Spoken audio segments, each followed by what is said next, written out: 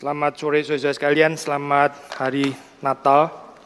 Waktu kita memaknai ini kalender gereja dengan benar dan bukan secara superstitious, tapi kita mendapatkan makna yang sesungguhnya, itu bisa menjadi satu yang meaningful ya di dalam kehidupan kita. Sudah melihat di dalam konteks ini pelayanan Paulus, ada orang yang berpendapat satu hari lebih baik daripada hari yang lain ya. Mereka memelihara ini hari-hari tertentu memperingati dan sebagainya. Kalau boleh diterjemahkan dalam konteks modern yaitu kalender gereja gitu misalnya ya. Tapi ada yang menganggap semua hari sama saja gitu. Ya, yang menarik di dalam perkataan Paulus dikatakan hendaklah setiap orang masing-masing yakin dengan dirinya ya. Bukan dia bilang yang memelihara hari-hari tertentu itu salah gitu ya, yang merayakan Natal itu salah atau yang mengatakan yang enggak merayakan itu yang salah gitu ya. Tidak, itu bagi Paulus adalah hal yang relatif ya, bukan hal yang substansial gitu. So dalam kaitan ini juga kita mau merenungkan di hari Natal ini ya. Tadi sudah membaca sebenarnya khotbah ayat firman Tuhan yang akan dikhotbahkan, yaitu dari Kolose pasal yang kedua ya. Kolose pasal yang kedua. Tadi kita sudah baca dari ayat 2 sampai dengan mungkin ayat 10 ya. Kita membaca sekali lagi tapi enggak sepanjang itu. Kita membaca dari ayat 6 sampai dengan ayat yang ke-9 ya. Ayat 6 sampai dengan ke-9. Terutama dengan penekanan ayat yang ke-9 ya. Saya baca 6, 7 terlebih dahulu, sudah membaca dengan 8 dan 9. Kolose pasal 2 ayat 6 sampai dengan 9. Kamu telah menerima Kristus Yesus Tuhan kita. Karena itu hendaklah hidupmu tetap di dalam Dia. Hendaklah kamu berakar di dalam Dia dan dibangun di atas Dia. Hendaklah kamu bertambah teguh di dalam iman yang telah diajarkan kepadamu, dan hendaklah hatimu melimpah dengan syukur. Saudara membaca bersama-sama ayat 8. Hati-hatilah supaya jangan ada yang menawan kamu dengan filsafatnya yang kosong dan palsu menurut ajaran turun-temurun dan roh-roh dunia, tetapi tidak menurut Kristus. Sebab dalam Dialah berdiam secara jasmani seluruh kepenuhan kealahan. Kita membaca sekali lagi ayat 9. Sebab dalam Dialah berdiam secara jasmani seluruh kepenuhan kealahan. Mari kita masuk dalam doa. Saudara berdoa untuk diri saudara masing-masing. Saudara mendoakan orang di sekitar saudara, di kanan, di kiri, di depan, di belakang saudara. Dan saudara juga mendoakan saya. Mari kita berdoa bersama-sama. Tuhan, kami memohon belas kasihan Tuhan di hari Natal yang kami peringati cukup rutin tahun demi tahun.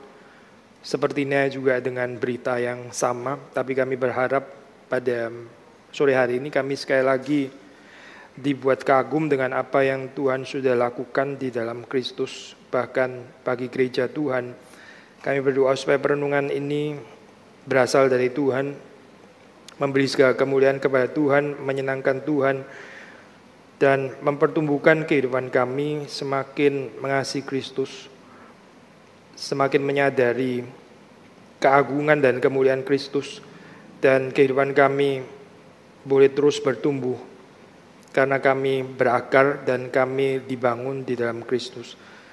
Berkati hamba-Mu di dalam segala keterbatasan, kekurangan, dan berkati setiap daripada kami yang mendengarkan.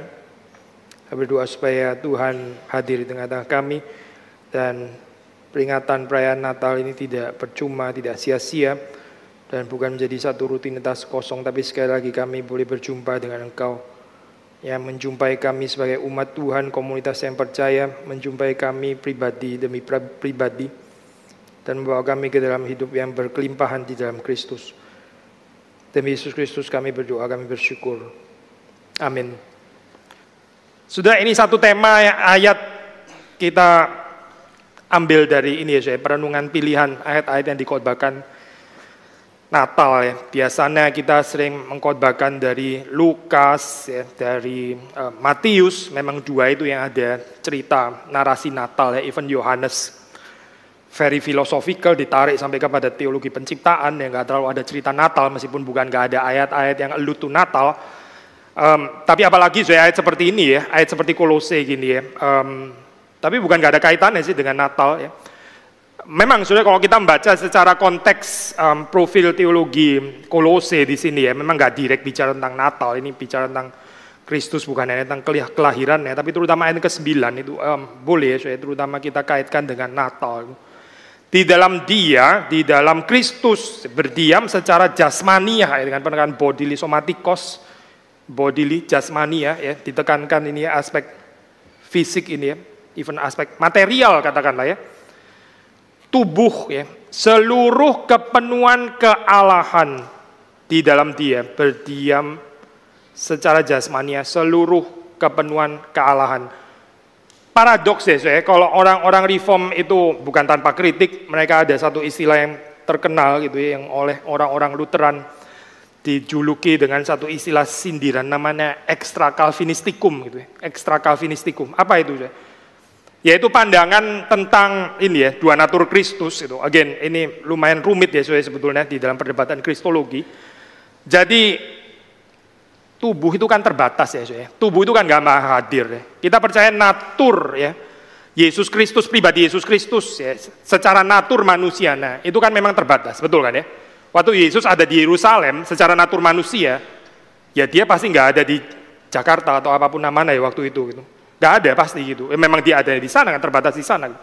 Waktu dia bayi, ya dia terbatas itu sebagai bayi itu ya, dia bukan ada sekaligus di istana Herodes, terus ada juga di tempat-tempat, ya tidak, dia adanya di situ, di Bethlehem itu. Tetapi kita tahu ya, paradoxically, Kristus secara natur ilahina ya, itu maha hadir, ya. Dia maha hadir. Dan waktu dia berada di dalam dunia, kan pasti dia tidak kehilangan kealahan ya kan ya, tidak gitu, nggak mungkin dia kehilangan keilahian ya kan. Dia tetap sepenuhnya ilahi. Lalu bagaimana tuh? Ini memang paradoks ya, sulit ya, bukan tanpa bahaya merenungkan seperti ini. Tetapi di dalam pemikiran dari ini ya, sebagian dari orang reform itu indeed, saudara bisa membaca ini di dalam Heidelberg Katekismus termasuk gitu ya. Jadi ada yang ekstra ya, meluap keluar. Di dalam keterbatasan secara jasmani ya, memang Yesus hadir di situ dan hanya di situ ya. Tapi menurut natur keilahiannya, itu yang terbatas ini nggak bisa menampung yang tidak terbatas, sehingga ada yang meluap keluar ya. Itu namanya pandangan ekstra, ekstra gitu. Ya orang Lutheran waktu mengatakan kalimat seperti ini, mereka menyindir ya, ini gimana sih teologi kok kayak gini gitu ya, sekaligus terbatas nggak terbatas gitu. Mungkin terus bisa dikritik ya, terusin saja, mati dan nggak mati, maha tahu nggak maha tahu. Memang bukan nggak ada bahaya ya, membenturkan kedua natur secara paradoksikal seperti ini. Memang sandungan di dalam inkarnasi kan sebetulnya itu ya, karena kalau orang nggak bisa mengertinya di dalam pribadi Yesus, kita akan masuk ke dalam kontradiksi yang nggak habis-habis gitu. Tetapi justru itulah misteri inkarnasi, misteri Natal, misteri inkarnasi Kristus sendiri ya. Bagaimana kepenuhan Allah itu ya, yang penuh ya, yang luas itu, yang nggak terbatas itu kok bisa berdiam secara jasmaniah lagi ya, di dalam Kristus bayi yang terbatas itu. Gimana saya mengerti ini gitu? Mana bisa ya kepenuhan Allah itu dikandung atau berdiam ya, di dalam satu bayi yang kecil ini kan absurd ya bicara seperti ini. Bayi ini yang even masih membutuhkan pertolongan orang tuanya, mesti disuapin ya. Nggak ada cerita-cerita ajaib seperti kayak bayi Yesus mengangkat truk. Apa itu kan Superman ya, saya bukan cerita bayi Yesus kayaknya gitu. Nggak ada cerita-cerita seperti itu, nggak ada cerita-cerita bayi Yesus melakukan apa mujizat waktu dia baru umur 1 tahun, kan nggak ada ya saya. Normal ya, betul-betul normal seperti bayi bagaimana adanya. Tetapi terus kemudian dikatakan seluruh kepenuhan kealahan itu berdiam di dalam Dia. Apa sih artinya ini ya, saya? Kalimat ini apa artinya? Ya, kita tarik mundur ya, saya. Penulis dari surat Kolose ini ya, entah Paulus atau siapapun dia, assume ya bahwa jemaat di Kolose ini telah menerima Kristus Yesus ya. Kamu telah menerima Kristus Yesus. Jadi ini bicara kepada orang-orang percaya ya. Ini bukan bicara kepada orang-orang yang belum percaya ya. Ini bicara kepada orang-orang yang sudah menerima Yesus Kristus Yesus. Nah, tetapi persoalan pertama sudah terjadi di sini ya. Ini kita bisa ada gap pengertian ya dalam arti menerima Kristus Yesus itu apa gitu ya. Khususnya setelah reduksi penginjilan ala modern ya. terima Yesus, angkat tangan, stay where you are. Saya akan mendoakan kamu dan saudara akan diberkati. Seperti kita baru bahas ya di dalam pertemuan PA Rabu yang lalu ya. Groaning in the altar itu sudah nggak ada saya. Ravenhill bilang inilah easy beliefism.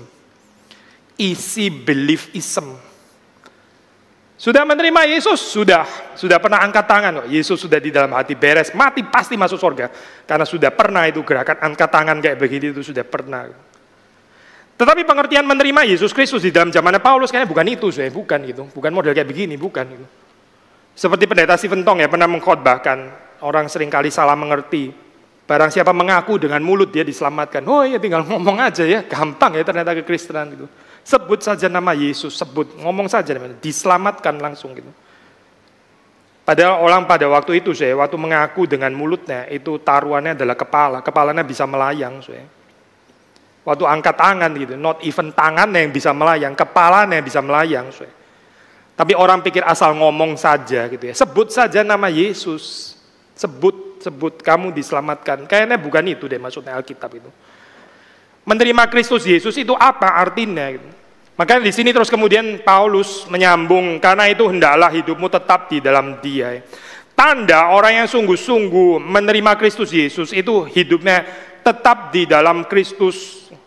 Ada yang nggak tetap ternyata, tapi seperti seolah menerima Kristus Yesus bisa saja gitu. Ada orang yang segera percaya, segera murtad juga. Ada orang-orang yang Yohanes, ya presbiter Yohanes mengatakan tidak sungguh-sungguh termasuk pada kita. Kalau mereka sungguh-sungguh termasuk pada kita, niscaya mereka akan bersama dengan kita. Kenyataannya tidak. Kamu sesionis itu ya, mereka keluar itu. Mereka nggak sungguh-sungguh termasuk pada kita, tapi pernah bersama-sama dengan komunitasnya Yohanes. Ya. Siapa itu saya? Orang-orang yang sungguh-sungguh menerima Kristus Yesus, yaitu orang-orang yang hidupnya itu tetap di dalam Dia. Tetap di dalam Dia, saya needless to say, ini adalah bahasa lokal kan, saya ini bisa bahasa spasial gitu, ini bahasa tempat kan sebetulnya waktu dikatakan di sini tetap di dalam Dia. Ada gambaran lokalitas di sini ya, dan ini berperang dengan yang di luar Kristus. Dan yang menulis seperti ini ya, saya bukan hanya Paulus, tapi juga penulis-penulis yang lain di dalam Perjanjian Baru. Yohanes juga menggunakan gambaran ini. Di dalam Dia ya. Di luar aku kamu tidak dapat berbuat. Jadi ada di dalam, ada di luar itu. Tanda bahwa orang sungguh-sungguh menerima Kristus Yesus di dalam kehidupannya, itu dia tetap di dalam Dia. Meaning ya, ada temptation, ada pencobaan untuk enggak selalu tetap di dalam Kristus.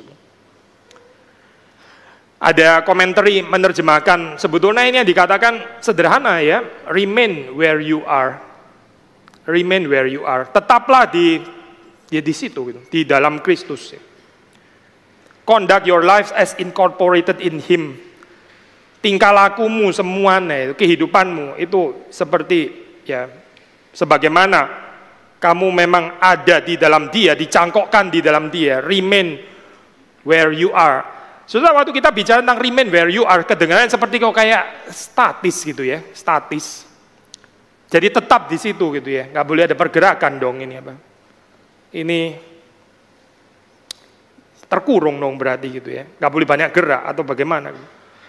Gambarnya jelas bukan itu ya, karena itu juga kita membaca di dalam bagian selanjutnya ada aspek dinamika di sini. Waktu Paulus menulis hendaklah kamu berakar di dalam Dia, dibangun di atas Dia.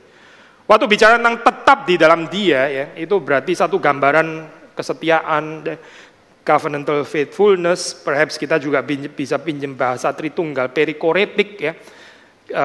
Seperti Bapa di dalam anak, anak di dalam Bapa, demikian juga Kristus di dalam kita dan kita di dalam Kristus ya. Bahasa perikorese ya, doktrin Tritunggal. Tetapi juga ada gambaran yang dinamis ya. Maksudnya untuk menyatakan bahwa ayat 6 ini sama sekali bukan konsep statis ya, bukan gitu. Waktu dikatakan hendaklah hidupmu tetap di dalam Dia, ini bukan ketidakbergerakan ya, bukan gitu. Ini bukan satu gambaran yang terkurung, nggak bisa kemana-mana gitu ya, tapi ini gambaran justru menghayati tadi loh saya. Kenapa hidup itu tetap di dalam Kristus ya? Karena di dalam Kristus itu berdiam seluruh kepenuhan kealahan sehingga kita nggak membutuhkan yang lain lagi gitu. Orang yang nggak tahan untuk berada di dalam Kristus, ya, itu pasti nggak mengerti bahwa di dalam Kristus itu berdiam seluruh kepenuhan kealahan. Waktu bicara tentang kepenuhan kealahan, saya sudah mengerti ya, ini istilah kepenuhan kealahan, fullness, ya, kepenuhan ya. Sudah pernah lihat gambaran ini ya, apa itu bumi yang dibandingkan dengan matahari skalanya ya. Sudah pernah lihat kan ya, terus matahari ada, ternyata matahari juga bukan bintang yang paling besar kan, ada bintang yang lebih besar lagi ya. Matahari kelihatan seperti kayak kerdil gitu. Lalu ternyata ini juga ada yang lebih besar lagi yang bandingin ini, cuma ini kelihatan kerdil ya. Padahal ini dibandingin matahari juga, kalau matahari banding bumi, lalu bumi dibanding saudara dan saya ya, lebih kecil lagi gitu. Unending seperti perbandingannya ya. Lalu kita speechless melihat keluasan alam semesta, itu pun juga belum seluruh alam semesta kan ya, baru yang diketahui oleh manusia, perbandingannya itu sebegitu insignifikan ya bumi ini ya, Kelapa Gading apalagi gitu, satu titik yang bahkan sudah pelan sekali masih kegedean gitu ya, dropnya masih kegedean, harus lebih kecil daripada itu, memang totally insignificant. Ini bicara tentang alam semesta ya, saya baru bicara tentang alam semesta yang luas, belum bicara tentang kepenuhan kealahan, kepenuhan kealahan yang jauh lebih luas ya, daripada alam semesta pasti ya. Yang alam semesta yang diciptakan ini pasti nggak bisa banding dengan kepenuhan kealahan. And yet kepenuhan kealahan ini berdiam di dalam satu pribadi yang namanya Kristus itu, secara jasmania lagi ya. Bagaimana ya mengerti hal ini? Tapi tadi kita mengatakan justru kalau orang mengerti ini kita nggak ada kebutuhan yang lain lagi. Betul-betul literally nggak ada kebutuhan. Di luar Kristus itu nggak ada perlunya Apa ya mau lebih luas daripada kepenuhan Allah itu? Apa yang bisa lebih besar ya daripada kepenuhan kealahan? Gak ada, benar-benar gak ada. Itu yang paling klimaks. Dan itu ada di dalam Kristus, berdiam di dalam Kristus. Tetapi orang masih mau berada di luar Kristus. Dia cari apa sih sebetulnya di dalam kehidupan ini ya? Maka Paulus mengingatkan, hati-hati supaya jangan ada yang menawan kamu dengan filsafat yang kosong. Ini orang-orang yang gak puas ya, dengan Kristus. Orang-orang nggak bisa melihat paradoks, kepenuhan kealahan di dalam keterbatasan ini, nggak bisa melihat paradoks ini. Buat mereka Kristus itu kurang, harus ditambah sesuatu yang lain, harus ada plusnya gitu. Kadang-kadang di dalam gereja pun juga bisa nggak cukup Kristus ya, harus ada plus yang lain ya. Sehingga kalau gereja cuma percaya Kristus kurang unik, kurang. Mesti ada plus sesuatu yang lain yang membedakan kita dengan gereja yang lain. What can be more ya daripada Kristus coba? Apa sih? Saudara kira-kira ini ya, kira-kira ini ya. Kalau saudara mau digambarkan orang reform itu seperti apa sih gitu? Saudara kepingin digambarkan seperti apa ya? Ini kalau ada orang lain ya, orang reform itu seperti apa? Saudara mengharapkan itu digambarkan seperti apa? Oh, orang reform itu biasanya sih smart gitu misalnya. Wah, smart gitu. Jangan-jangan ini filsafat yang kosong, yang palsu, yang secara tradisi seperti kayak image-nya dibikin seperti itu ya, tapi komentari mengatakan devoid of substance, nggak mempertumbuhkan, nggak kemana-mana. Orang reform yang etos kerjanya bagus gitu ya, tidurnya minimum gitu misalnya ya, itu orang reform gitu. Betul itu gambarannya gitu.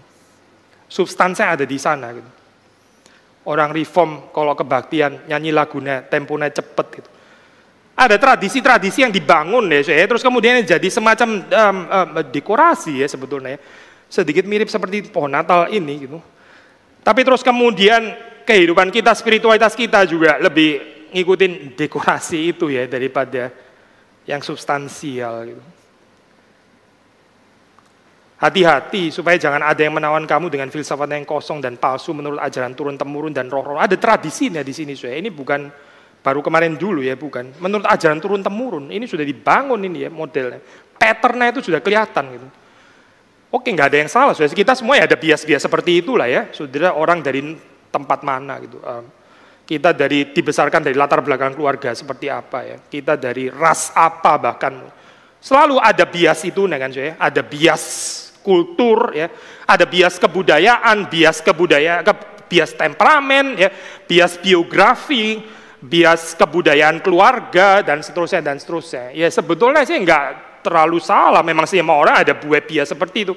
Tetapi yang menjadi persoalan di sini ya, Tetapi tidak menurut Kristus. Ini loh saya, yang terakhir yang persoalan gitu. Tetapi tidak menurut Kristus. Dan nggak sadar, kalau sudah nggak menurut Kristus itu nggak sadar itu. Nggak peka ya. Lalu kenapa ya saya ini bisa ada tambahan seperti ini ya. Kalau di dalam konteks Kolose, ada orang yang beribadah seperti menyembah malaikat dan sebagainya. Terus kemudian ada yang memperhatikan hari-hari tertentu dan sebagainya. Waduh, jadi rumit sekali ya saya ini persoalannya gitu. Filsafat yang kosong, yang palsu menurut ajaran turun-temurun, menurut roh-roh dunia, elemen-elemen yang disembah ya sudah tahu ada teori itu kan ya, dunia ini sebenarnya substansi apa, water, udara atau apa, ada yang variasi 4, ada yang variasi 5 dan sebagainya. Lalu sibuk ngurusin hal-hal seperti itu ya, dan tidak menurut Kristus. Poinnya adalah Paulus mau mengingatkan hati-hati ya dengan kehidupan yang Kristus itu nggak cukup lagi gitu. Jadi orang Kristen sih orang Kristen, tetapi gitu ya, ada tetapi nih, ada tambahan sesuatu yang lain lagi. Gitu. Ada plus di belakangnya ya, sesuatu yang seperti kayak kita mesti dapat ini keunikan ini. Kalau nggak dapat keunikan ini ya, seperti kayak kurang lah. Identitas kita nggak terlalu jelas. Identitas ya. Identitas kita dibangun di mana ya sebetulnya itu.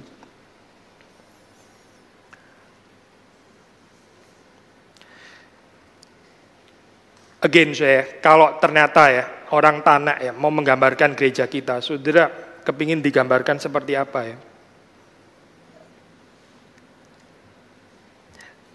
Eberhard Busch ya itu seorang ini ya, teolog historical ya. Dia pernah ini tulis tentang confession atau reform catechism ya waktu dipelajari. Coba katakan itu ya, katakan apa sih yang diajarkan di dalam teologi reform tentang kepercayaan? Lalu dikatakan, ya Yesus Kristus adalah Tuhan, dua natur, ya, juru selamat dan sebagainya. Kurang unik itu, kurang unik. Jadi mesti tambah apa lagi ya, ekstra Calvinistikum itu tadi gitu ya, yang nggak bisa diterima oleh yang lain. Nah ini baru benar-benar unik gitu. Seperti kita merasa malu ya kalau kita ketemu dengan Kristus yang sama yang dikenal oleh orang-orang yang lain. Karena seperti kayak harus ada sesuatu yang lebih unik lagi gitu. Hati-hati ya, hati-hati ya. Kalau orang lain misalnya menggambarkan apa sih yang dicari ya di dalam komunitas Kristen, misalnya jawabannya ternyata adalah kasih, damai sejahtera, sukacita. Terus kita bilang, kurang dong, itu kan sudah biasa, itu mah terlalu universal untuk kekristenan gitu. Kita masih ada sesuatu yang lain, yang lebih daripada buah roh. Hati-hati ya, hati-hati loh. Ya ini ya, problem di dalam Kolose gitu. Seperti melihat Kristus itu nggak cukup ya, harus ada plus sesuatu yang lain. And perhaps subtle masuk gitu. Menjadi semacam keunikan yang ya mungkin nggak harus salah ya, nggak harus salah, nggak harus keliru, tetapi ya akhirnya distracting kita dari Kristus. Urusannya apa Urusan identitas, identity politics. Kita masih bisa dibedakan daripada yang lain. Sudah, kalau di dalam Kolose ya, identitas itu adalah dengan kita berakar di dalam Kristus. Lagi-lagi ke sana lagi. Rootedness itu bicara tentang identitas itu sebetulnya. Tapi rootedness kemana pertanyaannya kan ya? Tentu saja gitu. Pertanyaannya di mana? Rootedness itu memang ada urusannya dengan identitas. Tapi pertanyaan identitas itu dibangun di dalam apa atau di dalam siapa gitu. Bagaimana kita menekankan identitas atau pertanyaannya ya, identitas itu sesuatu yang kita perlu tekankan, pamerkan, atau simply sesuatu yang sudah di-assume karena kita memang telah menerima Yesus Kristus, ya anyway, identitas juga sudah beres gitu. Atau kita mesti terus berjuang untuk identitas, ya alias selalu krisis identitas yang nggak pernah selesai gitu. Yesus by the way, saya dicobai di dalam urusan identitas ya, seperti kita sudah pernah mengkhotbahkan, ini sedikit kaleidoskop saya khotbah terakhir. Jikalau engkau adalah anak Allah, ya. Jikalau engkau anak Allah, lakukan ini ya. Untung ya Yesus nggak tertarik untuk membuktikan dirinya anak Allah. Kalau nggak Yesus juga krisis identitas ya.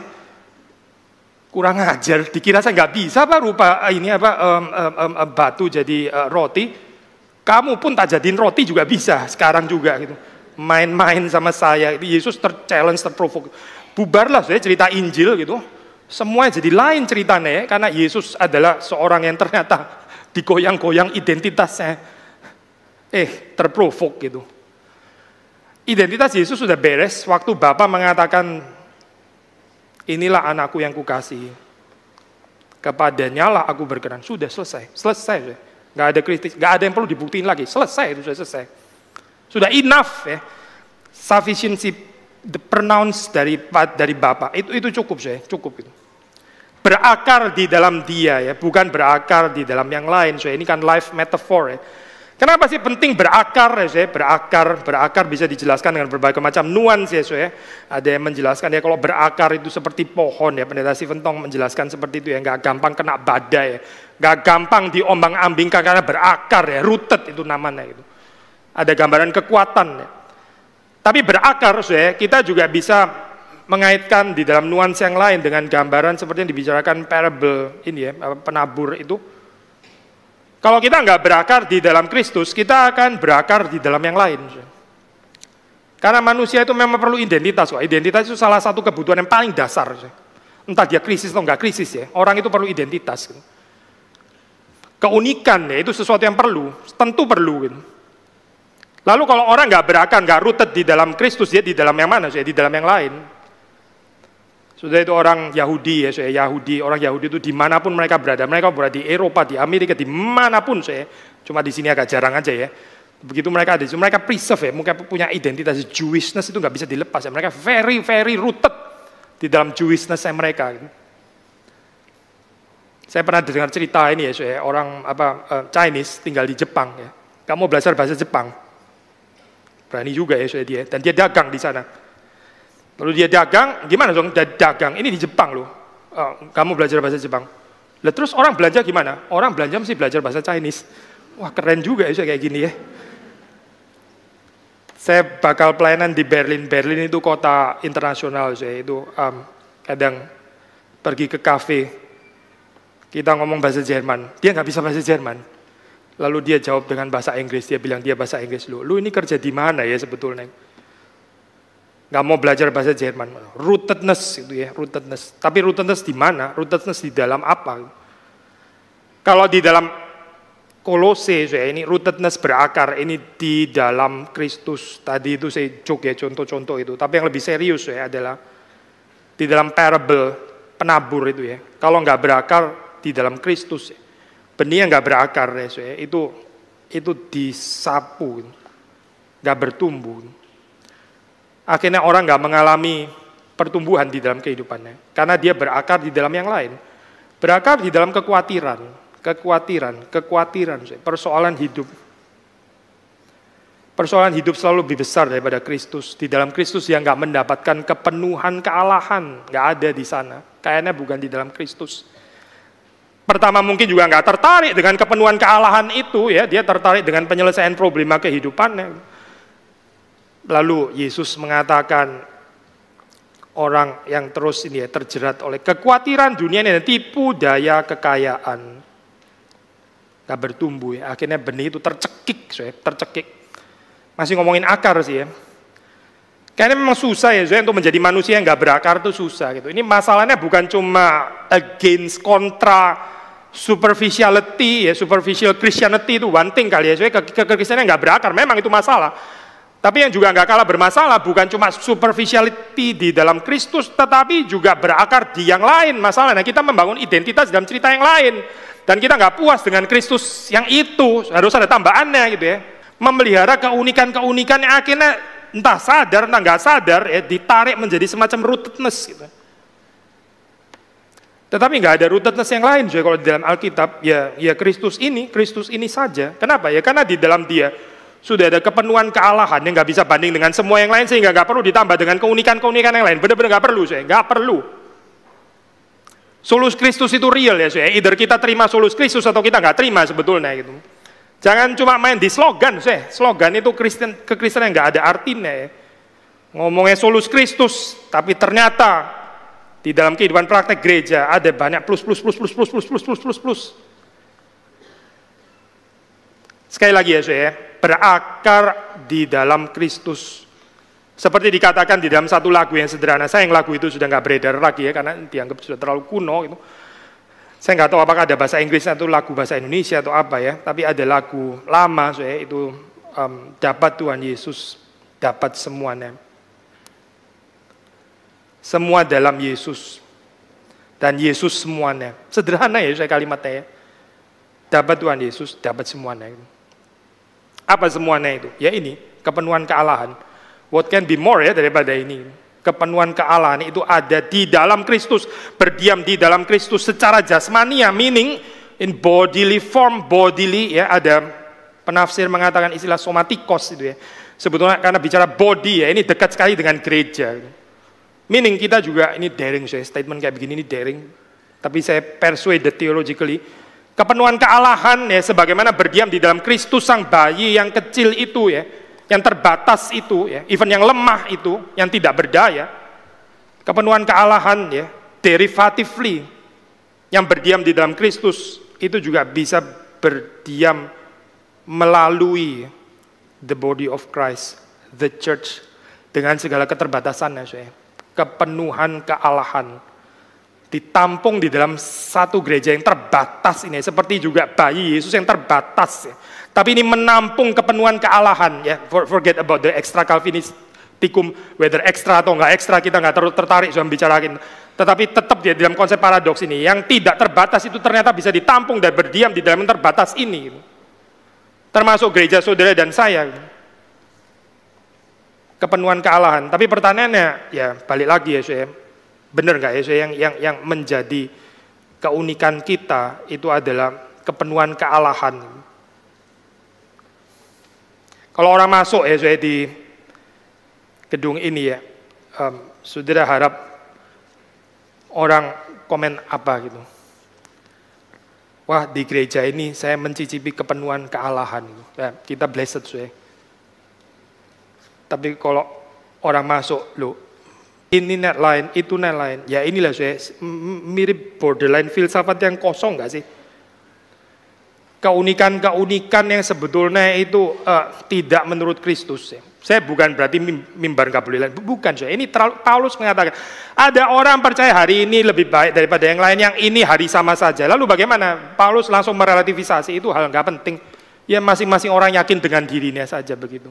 Paulus nggak bilang, gini loh yang lebih cocok dengan kristologi kita adalah satu hari lebih penting daripada yang lain. Atau Paulus bilang, enggak, gini ya, saya kasih tahu yang lebih cocok dengan kristologi kita adalah semua hari sama saja. Yang bilang satu lebih baik itu ngawur, itu kayak begitu, nggak bisa dipertanggungjawabkan teologi. Tidak, saya Paulus nggak ngomong itu. Paulus bilang apa? Ini urusan doesn't matter. Ini urusan kagak penting kayak begini nih. Yang lebih penting itu apa? Ya ini berakar di dalam Kristus, dibangun di atas Dia. Berakar ya, seperti kayak metafora Yohanes, termasuk juga dengan dapat nutrisi. Tinggal di dalam aku, karena di luar aku kamu tidak dapat berbuat apa-apa. Literally tidak dapat berbuat apa-apa, so, nothing. Orang bukan nggak ada karyanya ya, so, orang bisa saja ada karyanya sangat produktif, sibuk dan sebagainya. Tetapi di luar Kristus, segala sesuatu yang dikerjakan di luar Kristus, Yohanes bilang itu nothing. Nothing yaitu nothing. Kalau Tuhan bilang nothing, yaitu nothing. Saya. Mau seluruh dunia bilang ini luar biasa ya, tetap nothing. Kalau Tuhan bilang nothing itu nothing. Whereas berakar pakai metafor life, ya, metafor kehidupan dinamis, organis, ya, kehidupan dibangun. Ya, saya. Ya, ini pakai ini metafor bangunan. Ini saya bangunan ya, bangunan konstruksi ya saya. Kalau di ini apa? Dunia kita sekarang orang lebih tertarik yang organis ya, lebih hidup, lebih organik ya, namanya saja organis ya, daripada konstruksi yang mati kayak begini ini apa gitu. Tapi Alkitab nggak masuk ke dalam ranking-ranking seperti ini, ya, karena masing-masing ada keindahan. Ya. Waktu pakai istilah edificatio di sini ya, dibangun, itu memang pakai metafor konstruksi. Ya. Apa ya? Ada bedanya pasti gitu ya. Meskipun kita nggak bisa membedakan secara sampai stereotipikal. Gitu. Tetapi dibangun itu kelebihannya saya adalah, kita pinjam sedikit Petrus ya. Kita ini batu-batu hidup ya, batu-batu hidup. Waktu dibangun itu mesti ketemu dengan batu yang lain. Ketemu dengan batu yang lain. Whereas berakar mungkin kita bisa bicara pohon individual gitu ya. Oke, berakar, ada tempatnya berakar. Tidak ditiup angin badai, diombang-ambingkan rupa-rupa pengajaran dan sebagainya. Ya, itu termasuk di dalam pengertian akar. Tapi waktu kita bicara dibangun, nggak ada orang bisa dibangun sendiri. Gitu. Yesus terus kemudian cuma ada satu batu di atasnya. Gitu. Even batunya gede sekalipun. Gitu. Segede batu piramid.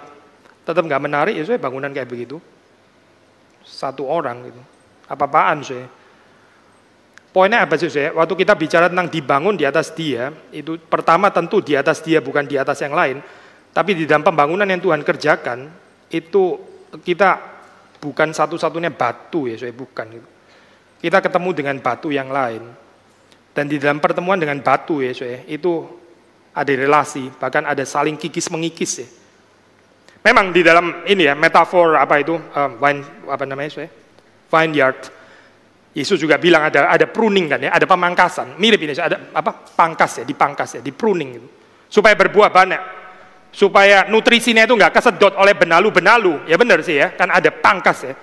Di dalam bangun juga mirip saya di sini ya. Batu itu ya ada yang mesti ini sudah sampai di pinggir. Ini kalau batu utuh sudah nggak cocok di sini. Kita belah jadi dua. Ya ini bisa dipatahkan jadi dua. Yang kepake cuma separuh. Ya sudah nggak apa-apa toh. Waktu bertemu dengan yang lain bisa ada gesekan. Intinya adalah waktu kita bicara tentang edifikatio ya, edifikatio bicara tentang pembangunan itu nggak mungkin tanpa kehidupan berjemaat. Saudara yang datang cuma seminggu sekali ya, apalagi ramai cuma di Natal. Masalah ya, saudara, ini apa spiritualitas seperti ini gitu. Bagaimana orang seperti ini bisa dibangun? Atau orang yang setelah ke gereja, terus setelah itu ya pulang gitu. Seperti menonton ya, menonton bioskop, menonton khotbah, tapi nggak ada persekutuan, nggak ada kehidupan yang bertemu dengan batu-batu yang lain. Saya di Jerman beberapa waktu yang lalu ketemu satu orang, memang dia bukan orang percaya sih, saya bukan orang Kristen, tapi hidupnya sudah terlalu kecewa dan dia bilang sudah sekarang saya nggak mau peduli semua yang lain, saya sudah kecewa sama pemerintah, kecewa dunia politikus ya. Saya kecewa dengan society, saya kecewa dengan teman-teman saya, tetangga, dan sebagainya, saya kecewa. Sekarang saya cuma ada satu saja, filosofi hidup saya cuma satu. Apa itu? Sudah saya ngurusin saya dan keluarga saya, sudah gitu saja. Yang lain tuh bodoh amat. Gitu. Sudah nggak ada harapan sama sekali, sudah terlalu menyakitkan. Gitu. Saya dan keluarga saya, sudah, itu saja. Gitu. Bagaimana bisa dibangun ya seperti ini? Ya memang sih dia belum percaya, ya saya belum percaya, kita nggak bisa mengharapkan gitu. Tapi kalau ada orang Kristen berpikir seperti ini, perhaps unconsciously, ya nggak ada pembangunan, karena pembangunan itu perlu mengenal diri dari relasi di dalam jejaring relasi dengan sesama, baru kita bisa mengetahui saya ini sebetulnya mulut, mata, tangan, kaki atau hidung atau apa gitu ya. Itu pengenalan bukan satu pengenalan ansih lalu saudara apa ini? Bersemedi ya di gua mana? Atau in your theological library or whatever di mana ya, praying corner di rumah, terus saudara sebetulnya saya ini posisinya di mana. Mungkin Tuhan akan tarik saudara keluar terus dicemplungin ke dalam kolam komunitas Kristen. Ya carilah dirimu itu kamu sebetulnya siapa gitu. Ketemulah dengan ikan-ikan yang lain, ketemulah dengan batu-batu yang lain, lalu kamu akan menyadari kamu itu siapa gitu. Sudah bahkan di dalam Trinitas ya, saya bukan berarti pribadi Trinitas mencari jati diri, bukan ya. Tapi anak itu disebut anak karena di dalam relasinya dengan Bapa, ini Cappadocian Fathers ya. Dia disebut anak. Jadi anak, istilah anak itu adalah istilah relasional. Dia itu disebut sang anak karena di dalam relasinya dengan Bapa dia adalah anak. Bapa itu disebut Bapa karena di dalam relasinya dengan anak dia adalah sang Bapa. Bapa itu nggak make sense kalau nggak ada anak, kan ya anak juga nggak make sense kalau nggak ada Bapa, bener kan Saya ini bapak, tapi nggak punya anak. Orang kan dia bingung juga ya, maksudnya bagaimana sih orang ini? Laki-laki itu juga istilah relasional kan ya, in relation dengan perempuan dia disebut laki-laki. Perempuan juga relasional, besar, kecil, semuanya itu istilah relasional. Tapi kita mau mengerti, mengenal diri kita sendiri ya, justru bukan di dalam relasi ya, di dalam keberbedaan yang mencuat sendiri. Ini apa ya, kayak begini ini ya? Ini gambaran apa ya sebetulnya gitu? Sudah kalau di dalam ini ya, model metafor tubuh ya, yang mencuat sendiri, itu namanya sel kanker. Sudah. Itu kanker sebetulnya itu. Ginjal, ya, liver, dan yang lain, nggak perlu mencuat kali ya, sudah. Tinggal berrelasi dengan yang lain. Oh, dengan di dalam relasi dengan ini, dia disebut liver karena fungsinya ini. Nggak perlu mencuat, sudah, nggak perlu ya. Mencuat itu apa ya? Mesti membenjol dulu gitu, baru terus kemudian jadi unik. Apa ya konsep kita tentang dibangun di atas Kristus? Ya. Kristus sendiri adalah fondasi. Fondasi itu di bawah ya, soalnya. Gak ada tempat untuk mencuat ya. Sudah yang paling di bawah, yang paling diinjak itu sebetulnya ya, fondasi ya, soalnya. Di dalam bangunan yang selalu dikagumi itu yang atas ya. Mungkin yang lebih atas lagi, yang luar gitu. Orang sulit untuk mengagumi struktur di dalamnya ya, baja-bajanya, apalagi fondasinya itu. Paling nggak dibicarakan. Ya tapi inilah metafora yang dipakai, dibangun di atas dia. Sang fondasi, lalu dibangun. Pertemuan dengan batu-batu yang lain.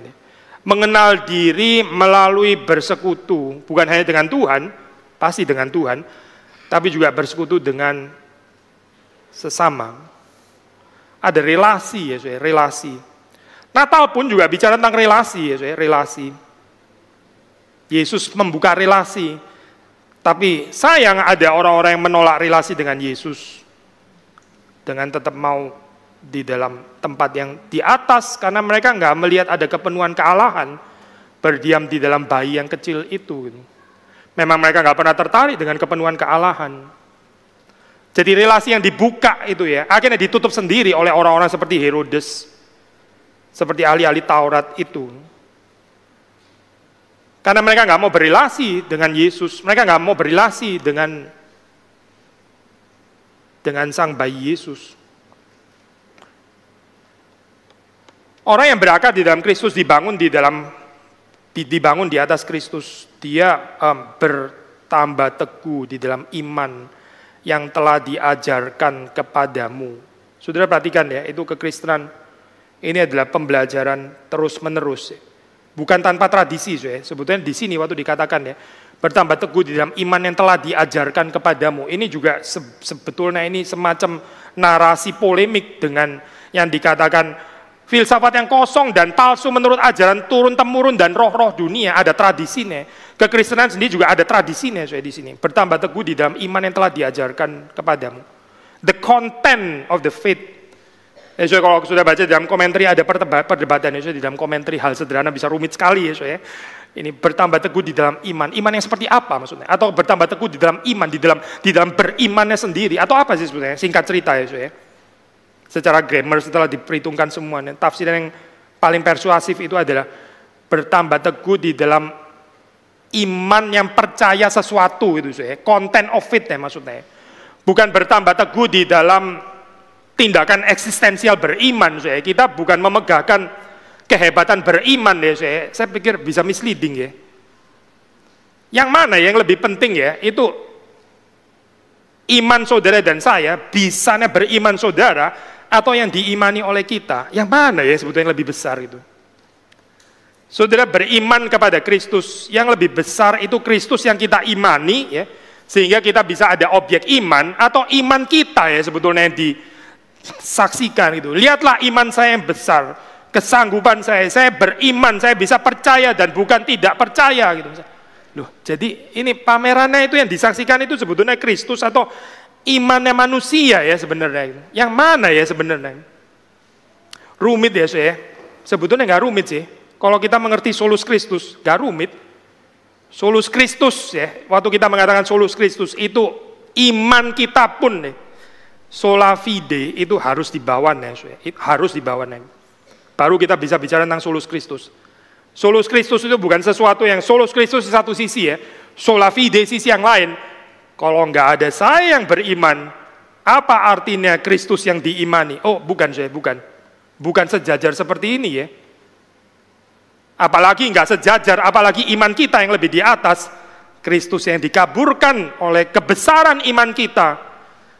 Apakah itu kekristenan, saya? Kekristenan kok mengaburkan Kristus ya. Sekali lagi ya, saudara. Justru waktu seseorang berakar di dalam Kristus, dibangun di atas Kristus, baru dia bertambah teguh di dalam iman yang telah diajarkan. Waktu dikatakan iman yang telah diajarkan, ini bicara tentang content of faith, ini bicara tentang object of faith, tidak lain tidak bukan adalah ya kepenuhan Allah di dalam Kristus, itu lagi, saudara. Selalu bergerak ke arah sana. Perhaps rather marginal ya di sini terus kemudian seperti kayak agak nggak penting. Dan hendaklah hatimu melimpah dengan syukur. Tapi ini bukan nggak penting, saudara. Ini luar biasa penting ya. Ini adalah tandanya. Memang ya kalau secara pemusisian ya. Memang nggak sejajar dengan imperatif hendaklah kamu berakar di dalam Dia dan dibangun di atas Dia ya. Bahkan bertambah teguh di dalam iman yang telah diajarkan itu pun ya adalah result daripada dua yang pertama ini. Berakar di dalam Kristus dan dibangun di atas Kristus ya. Tetapi waktu dikatakan hendaklah hatimu melimpah dengan ucapan syukur ya. Ini another result atau effect atau tanda ya mungkin lebih baik. Kalau orang itu betul-betul mengerti sufficiency of Christ yang di dalamnya itu berdiam seluruh kepenuhan Allah, itu dia bersyukur saya. Sekali lagi ya saya. Orang yang bersyukur ya, itu ada kaitannya dengan sufficiency of Christ. Kalau kita sulit bersyukur ya, kalau hidup kita itu terus isinya adalah ketidakpuasan ya, terus isinya adalah grudges. Ini berarti tanda bahwa kita nggak melihat Kristus itu menampung seluruh kepenuhan Allah. Kita adalah penganut agama Kristus plus. Oh Kristus iya, tapi bagaimana dengan persoalan ini? Kristus plus yang lainnya. Bagaimana dengan problema kehidupan saya?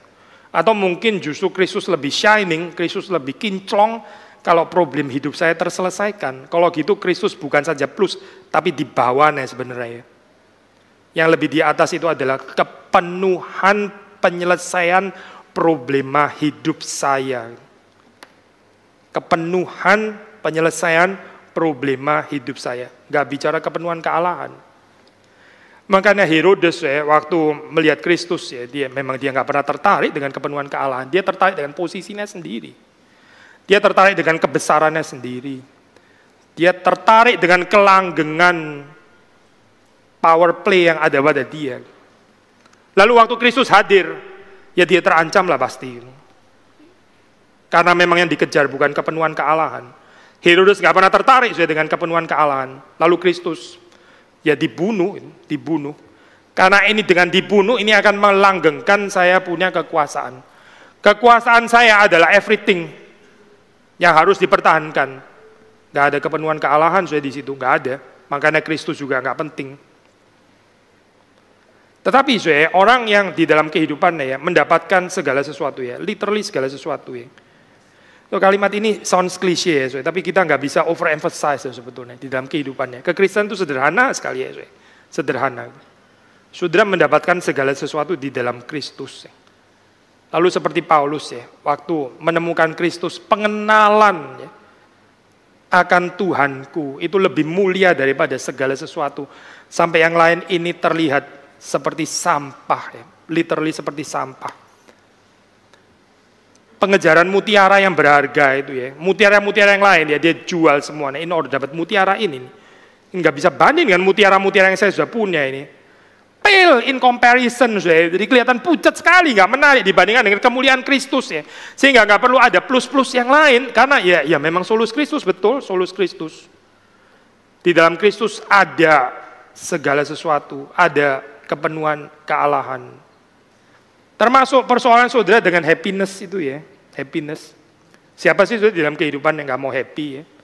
Kita mau happy betul ya. To be human ya better to be happy. Nggak salah sih saya nggak salah, nggak perlu terlalu kritikal juga dengan ini. Ya. Tapi even itu pun ya saya juga tetap di dalam Kristus. Saudara mendapatkannya di dalam Kristus. Yang bikin kita kurang happy itu justru karena Kristus plus ya. Berhala-berhala itu nggak memberikan happiness yang sejati. Bikin hidup miserable yang iya. Karena nggak pasti banget so happiness-nya gitu. Kasihan sekali ya diombang-ambingkan oleh circumstance yang always changing. Nggak dibangun di dalam Kristus, nggak berakar di dalam Kristus. Akhirnya ya ini saya ngantri ya saya, berhala-berhala itu ngantri. Siapa yang menyediakan ruangan untuk berhala ini? Ya kita sendiri kayaknya. Siapa ya saya? Ini apa? Saya lupa saya siapa yang mengatakan seperti ini ya. Tapi kalau kita menyembah Kristus, kalau kita nggak menyembah Kristus ya, itu yang menggantikan itu langsung adalah berhala-berhala gitu. Nggak ada manusia nggak menyembah itu, nggak ada saya, nggak ada manusia nggak menyembah, nggak mungkin itu manusia nggak worship. Manusia always worship, tapi worship apa gitu ya? Pertanyaannya di sana gitu. Nah yang bahaya ini adalah worship sinkretis ya, saya. Sinkretis satu sisi kayaknya ada Kristus, sisi yang lain masuk filsafat kosong dan palsu menurut ajaran turun temurun. Masih percaya superstition di dalam kehidupan ini. Tapi kalau ditanya, ya dia masih percaya Kristus juga. Padahal itu sebetulnya tidak menurut Kristus. Tapi nggak bisa disaring gitu loh saya. Sekali lagi ya saya, siapa sih di dalam dunia ini yang nggak ada bias kebudayaan? Kita semua ada bias kebudayaan ya. Saudara dari suku apapun gitu, kita semua ada bias kebudayaan. Kita ada bias biografi, of course ada bias biografi. Saudara ada bias pendidikan keluarga. Ya saya juga, semua orang ada bias pendidikan keluarga. Pasti kok. Nggak bisa kita menghindari ini. Dan ini turun-temurun juga kan sebetulnya saya. Itu sesuatu yang given, kita nggak bisa nggak ada saya. Tetapi ya saya, yang boleh diharapkan di dalam kekristenan, waktu tidak menurut Kristus ya, kita itu harusnya bisa detect ya. Ini harus ada spiritual discernment. Ini nggak menurut Kristus sebetulnya, ini nggak cocok dengan Injil yang kita percaya. Bukan hanya dengan mengatakan, ya nggak bisa dong, saya kan sudah terlahir seperti ini, saya dididik di dalam keluarga seperti ini, saya adalah ras ini, saya adalah suku ini dengan kebudayaannya seperti ini. Ya sudah, ini begini saja gitu, tinggal dicampurin sedikit dengan Kristus gitu. Persoalan identitas lagi ya saya, nggak rooted in Christ ya. Itu salah satu problem ya di dalam kitab Esther kan. Ya bicara ini kan saya, identitas itu. Ada persoalan identitas. Gimana ya ini di tempat kafir, bukan cuma di tempat kafir, diangkat, di elevated sampai jadi ratu gitu. Nyaris bisa hilang loh saya itu identitas gitu. Sekarang bagaimana gitu? Tetap mempertahankan identitas, saya ratu loh, ini posisi tinggi sekali loh. Nggak semua orang loh bisa di dalam posisi ini gitu. Atau tetap mempertahankan Jewish rootedness ini loh, bangsa yang mengenal Allah, nggak peduli ratu atau tukang sapu atau apa, tapi rootedness di dalam Tuhan, di dalam Yahweh itu yang dipertaruhkan kan sebetulnya itu. Ya bersyukur akhirnya terus kemudian yang dipilih itu adalah identitas yang benar. Ya. Tapi kitab Esther ini berulang terus ya sepanjang sejarah. Gitu. Saudara dan saya juga lagi-lagi harus memilih seperti Esther. Gitu. Mempertahankan status quo kayak gini, ya kehidupan saya sudah aman, sudah bagus ini ya, jangan diganggu-ganggu, jangan terlalu idealis, bahaya kamu. Jangan suka polemik-polemik, aduh ini sudah bagus ya, keadaan seperti ini, sudah tenang kayak begini. Jangan bicara-bicara yang terus bisa menyinggung orang lain, apalagi menyinggung orang yang powerful. Bahaya itu. Selalu ada pertaruhan ini kan saya. Esther juga bisa berpikir seperti ini, bahaya dong saya ketemu lagi sama si Ahasveros ini kan membahayakan posisi saya kayak gini. Enggak dipanggil. Lebih baik saya sudahlah, ini kan switch identitas yang nyambung mulus gini kan yang menyenangkan ya. Yang enggak terlalu diketahui Jewishness tiba-tiba jadi ratu ya sudahlah, saya juga enggak harus terlalu menekankan lah, saya punya rootedness di dalam Yahweh. Pencobaan saudara dan saya juga kan sebetulnya gitu. So filsafat yang kosong ini ya, meskipun di dalam konteks Kolose ini adalah sesuatu yang lain ya, yang bukan seperti di dalam zaman kita sekarang, tapi keep repeating ya, keep repeating filsafat kebudayaan yang kosong, yang palsu. Kalau di komentari sekali lagi pakai dengan itu devoid of spiritual substance. Devoid of spiritual substance. Nggak membuat kita bertumbuh, nggak membuat kita itu bertumbuh di dalam Kristus. Karena apa saya? Kita membuang ini, sekali lagi ya. Ya karena kita sadar bahwa di dalam Kristus, di dalam bayi Yesus yang kecil itu, berdiam, bodily ya saya, bodily. Penekanan bodily. Again, forget the extra Calvinisticum thing. Di dalam bodily, paradoxically, bodily itu jelas terbatas ya. Saya pasti ini kan bicara human nature kan berarti. Itu berdiam seluruh kepenuhan kealahan. Ya memang misteri inkarnasi itu paradoks seperti ini gitu.